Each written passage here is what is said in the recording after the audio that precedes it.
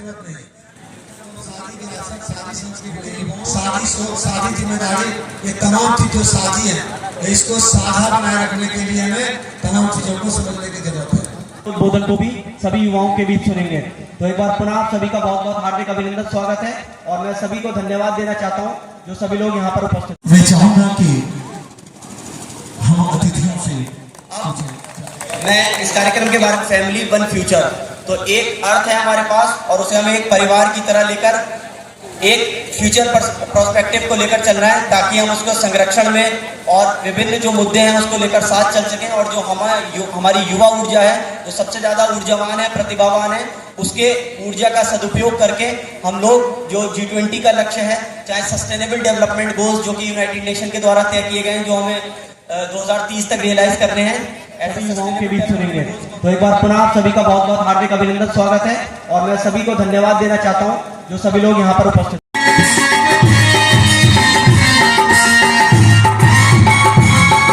नेहरू युवा केंद्र का जिला स्तरीय पड़ोस युवा संसद कार्यक्रम में आज मैं हूँ और इस वक्त मैं यह कार्यक्रम में देख रहा हूँ कि काफी लोग जुटे हुए यहाँ पर।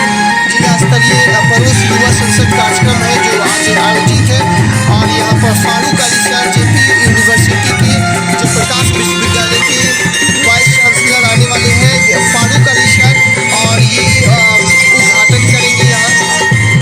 नेहरू युवा केंद्र निरंतर समाज हित के लिए जन जागरूकता कार्यक्रम चलाकर लोगों को जागरूक करने का काम कर रही है। तो निश्चित तौर पर कि नेहरू युवा केंद्र के माध्यम से युवा वर्ग के लोग जुड़कर एक अच्छे समाज का निर्माण करने में जुटे हुए और उसको लेकर काफ़ी यहाँ भीड़ है और युवाओं को जोश और हौसला और देखा जा रहा है यहाँ पर। युवा वर्ग में सच्ची लगन और मेहनत निश्चित तौर पर होता है, मंजिल उनके कदम में होगी, मेहनत पीछे नहीं हटे। तो काफ़ी चीज़ मैं यहाँ देख रहा हूँ कि कार्यक्रम अभी स्टार्ट होने वाला है। गांव से भी बहुत सारे बच्चे आए हुए हैं, छोटे बच्चे भी हैं। जो छोटे बच्चों में 15 से ऊपर है वो आए हुए हैं, 18 से 19 साल के जो भी युवक हैं वो इसमें भाग लिए हुए हैं और समाज के बीच, लोगों के बीच जन समस्याओं के बारे में जानकारी दी जा रही है और इस प्राचीन संस्कृति सभ्यता को पुनः जागृत करने का काम किया जा रहा है। किसी के तर्ज पर ये अभी देखा जा रहा है कि यहाँ पर कैसे कार्यक्रम हो रही है। यहाँ पर ये बच्चियाँ गा रही है, स्वागत गीत गा रही है। फारूक अली सर आ चुके हैं यहाँ पर और ये काले लिबास में जयप्रकाश विश्वविद्यालय के कुलपति महोदय हैं और वो यहाँ बहुत सारी महिलाएं, बहुत सारी यहाँ पर बच्चे बच्चियाँ यहाँ पर बैठे हुए हैं। ये मयंक भदौरिया सर की पत्नी है जो प्रोग्राम का जो ऑब्जेक्टिव है वो ये है, ये मयंक भदौरिया है जो यूथ ऑफिसर है नेहरू युवा केंद्र छपरा के। और इस वक्त मैं यहाँ पर हूँ, ये चीज़ देख रहा हूँ कि काफ़ी भीड़ है, लोग यहाँ पर खास करके युवा वर्ग है। युवा मयंक भदौरिया की बातों को सुन रहे हैं गौर से, सभी हाथ उठाकर जयकारे भी लगा रहे हैं। ये सारी चीज़ मैं देख रहा हूँ यहाँ पर। भारत के माननीय कार्यक्रम बहुत देर तक होगी। फिलहाल मैं इनकी लेक्चर देख रहा हूँ, मैं सुन रहा हूँ। पूरे ऑल ओवर द कंट्री किया जा रहा है। इसमें जो नेहरू युवा केंद्र संगठन है उसको ये जिम्मेदारी दी गई है कि वो डिस्ट्रिक्ट लेवल पर district neighbourhood youth parliament programmes का आयोजन करें। तो आज ये कार्यक्रम का आयोजन रामजपाल कॉलेज छपरा के प्रांगण में किया जा रहा है, जिसके आप सभी सहभागी बने हैं। सबसे पहले हमारे आज के मुख्य अतिथि माननीय कुलपति जयप्रकाश विश्वविद्यालय professor doctor Farooq Ali sir का मैं हृदय से अभिनंदन करना चाहता हूँ कि सर ने अपने व्यस्ततम शेड्यूल में से बहुमूल्य समय निकालकर युवाओं के बीच आए और इस महत्वपूर्ण कार्यक्रम में सहभागी बने। हमेशा मोटिवेट करते हैं। तो सर का एक बार पुनः स्वागत है हमारे कार्यक्रम में। आप सभी एक बार जोरदार तालियों से स्वागत करें हमारे माननीय मुख्यमंत्री महोदय का।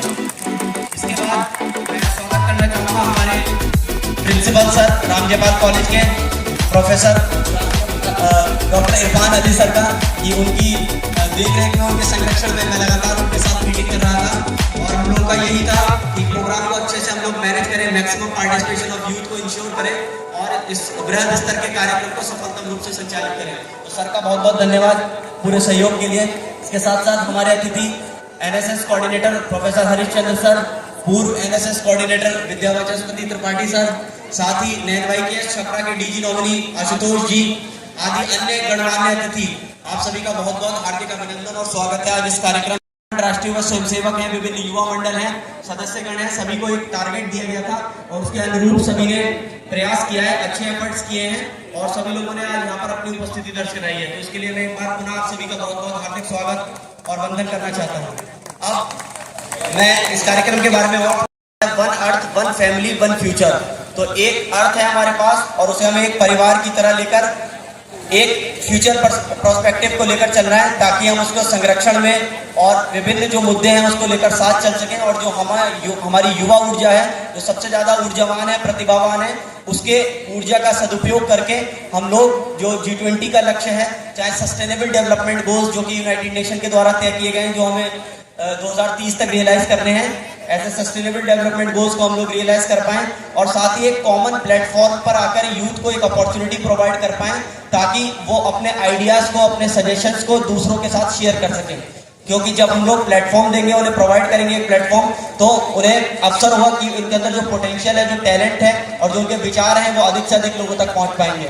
तो इन्हीं सब चीजों को लेकर G20 की जो थीम है वसुधैव कुटुंबकम, उसको लेकर आज यहाँ पर कार्यक्रम में हमारे जो रिसोर्स पर्सन है डॉक्टर सोनाली सिंह मैम, उनके द्वारा विस्तृत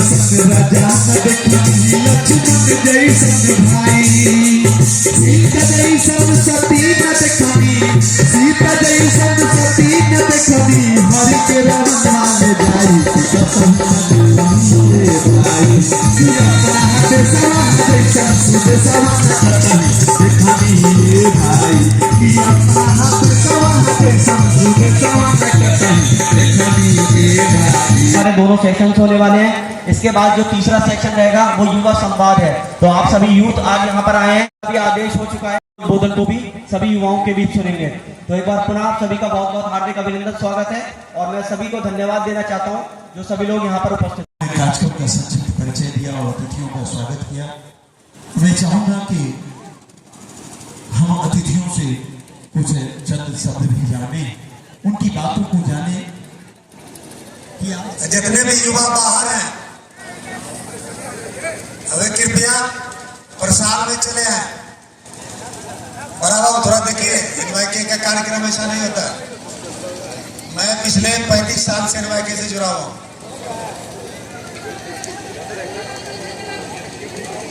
सबको अंदर भेजिए।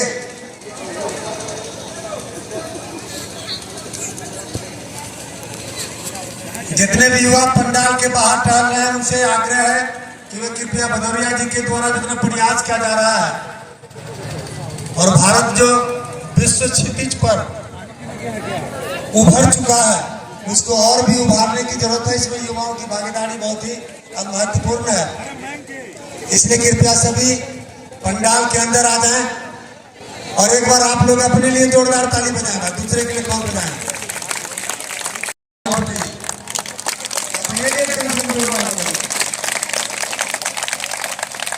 मैं सबसे पहले हुआ, मेरी प्रतीक्षा हुई, मैं इसके लिए क्षमा प्रार्थी। अमूमन जो शिक्षा भी देते हैं उनको समय पर आना चाहिए, लेकिन हम आप सभी जानते हैं कि जयप्रकाश विश्वविद्यालय हमेशा से विगत कई वर्षों से भाभी जी घर पर हैं, 7 साल में डिग्री मिलती है, पता नहीं क्या क्या सब यहाँ पर बहुत सारे प्रोवर्ब हैं। तो उन प्रोवर्ब को तोड़ने की मैं कोशिश कर रहा हूँ। समय कम है, काम ज्यादा है, इसलिए हमारे लिए सुबह और शाम नहीं है, काम ही काम है। मैं यहाँ पर मौजूद, मैं जानता हूँ कि नेहरू युवा केंद्र गैर छात्र युवाओं के हित के लिए काम करता है, लेकिन कुछ पढ़ाई करते हैं, बीच में पढ़ाई भी छोड़ते हैं, बीच में फिर पढ़ाई करते हैं, तो ये तमाम जुड़े हुए रहते हैं इन तमाम कार्यक्रमों से। मैं इसलिए सारण जिला के 20 प्रखंड हैं और 20 प्रखंड से इतने युवा आए हैं, मैं आप सबों को अपनी ओर से बहुत बहुत शुभकामना देता हूँ। अमूमन युवा जल्दी आते नहीं हैं, बोले गाड़ी भेज दीजिए, एनवाईके वाले पैसा देंगे। इसमें हमारे महाविद्यालय के जहाँ पर ये परिसर है, जहाँ ये कार्यक्रम हो रहा है, ये भी विराजमान, मैं उनका भी अभिवादन करता हूँ। डीजी के नॉमिनी है जो एनवाईके जिला स्तर पर एनएसबी का चयन करते हैं, बहुत सारी पॉलिसी बनाते हैं, यहाँ पर मौजूद है, मैं उनका भी अभिवादन करता हूँ। हमारे एनएसएस के 2 समन्वय भविष्य काल के लिए कुछ हम बेटे। मैं उन सबों का भी अभिवादन करता हूँ। रिसोर्स पर्सन सब बहुत स्मार्ट हैं यहाँ के। मैं दोनों रिसोर्स पर्सन का भी अभिवादन करता हूँ। और मैं बताना चाहता हूँ कि नेहरू युवा केंद्र के तकरीबन आधे दर्जन कार्यक्रम में मैं पिछले 2.5 साल से जुड़ा हुआ हूँ। और मैं बराबर भदौरिया जी से कहता था कि अगर आपकी शादी नहीं हो पा रही तो मैं सारण में करा देता। हो भी गया और शादी हो भी गई। मैं निहारिका जी, क्या नाम है, नितिका जी, मैंने कहा था कि ठीक है मैं मुंह दिखाई दे दूंगा, लेकिन बोले कि मैं पब्लिक में मुंह दिखाई क्या दूंगा। तो हमारे एनवाईके के समन्वय कह रहे हैं कि हम आएंगे आपके विश्वविद्यालय में, इसलिए आपको आमंत्रण है और मैं वही मुंह दिखाई दूंगा। क्योंकि हमारे यहाँ एक परंपरा है कि नववर वधू को देखा जाता है तो उनको दक्षिणा दी जाती है। पैसा नहीं, उसमें आशीर्वाद भी होता है। दूसरे हमारे प्रोस्पेक्टिव जो बैचलर थे वो सत्येंद्र जी हैं, जूलॉजी के हैं। इनको भी मैंने कई बार, गेस्ट फैकल्टी हैं, कहाँ में है, मतलब दिगवाड़ा में है। इनका भी बताया ये उभरते हुए देशों का संगठन है। और जैसा कि इस टोपी में भी लिखा हुआ है, टुगेदर टुवार्ड्स टुमारो। 3T है, 3T, टुगेदर टुवार्ड्स टुमारो। साथ मिल करके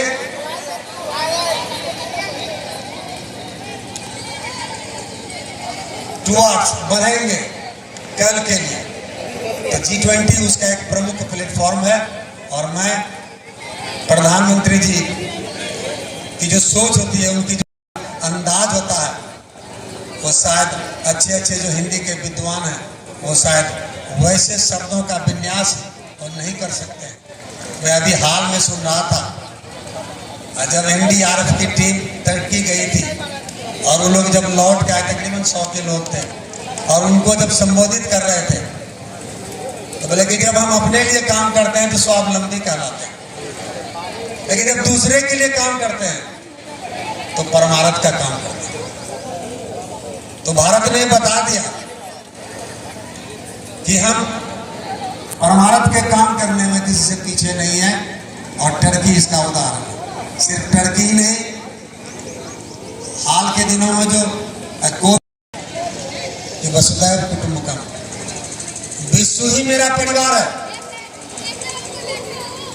तो जिस देश की मानसिकता, जिस देश की विचारधारा, जिस देश की संस्कृति, जिस देश की सोच पड़ोस ही नहीं विश्व को परिवार माने, तो कितना विशाल हृदय होगा आप इसका अंदर रखें। लेकिन वह विशालता हमको दर्शानी होगी।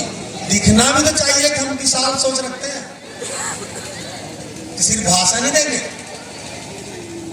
ये दिखना भी चाहिए। हम जो बोल रहे हैं, अजान हो रही है, आकर पाथर जोड़ के मस्जिद दिए बनाए, ताकि मुल्ला बांध दे या बहरा दे खुदा। तो ये खुदा को नहीं बुलाया जाता, ये नमाजियों को बुलाया जाता है। तो मैं एक हिंदी के गोष्ठी में था, तो मैंने कहा कि कबीर दास की चूक हुई इसमें। मैं इसलिए बताना चाहता हूँ कि वसुधैव कुटुंबकम और साझी विरासत, साझी संस्कृति, साझी सोच, साझी जिम्मेदारी, ये तमाम चीजें साझी हैं। इसको साझा बनाए रखने के लिए हमें तमाम चीजों को समझने की जरूरत है। तो मैंने कहा था कि ये ताचड़े मुल्ला बांधे क्या बहरा भय खुदा, खुदा के बदले अगर क्या बहरा भय बंदा बोलते हैं इंसान को, तो क्यों अजान देने की जरूरत पड़ती है? बंदा खुद चला जाना चाहिए। तो वहां पर विश्लेषण जब मैं कर रहा था तो उसमें बहुत सारी चर्चाएं होगी। मैं आप लोगों को जानकारी के लिए बोल रहा था। तो मैं कह रहा था कि आजादी के 75 साल पूरे हुए हैं, अमृत महोत्सव चल रहा है, सेंटेनरी भी आ जाएगा, हम तरक्की किए हैं, ऐसी बात नहीं है। जहां मां 27 बरस उम्र हुआ करती थी, वहां 71 बरस को पार कर रहा है उसका नाम। जहां हमारी 25 करोड़ भी आबादी नहीं थी, भूखों मरते थे,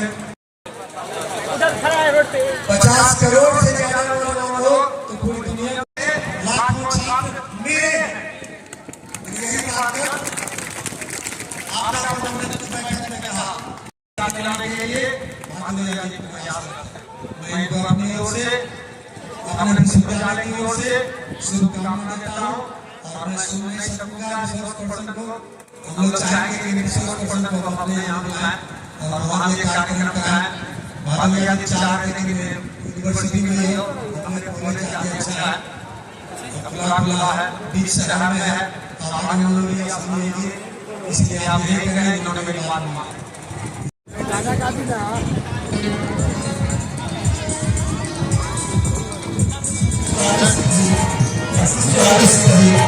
Assistant Professor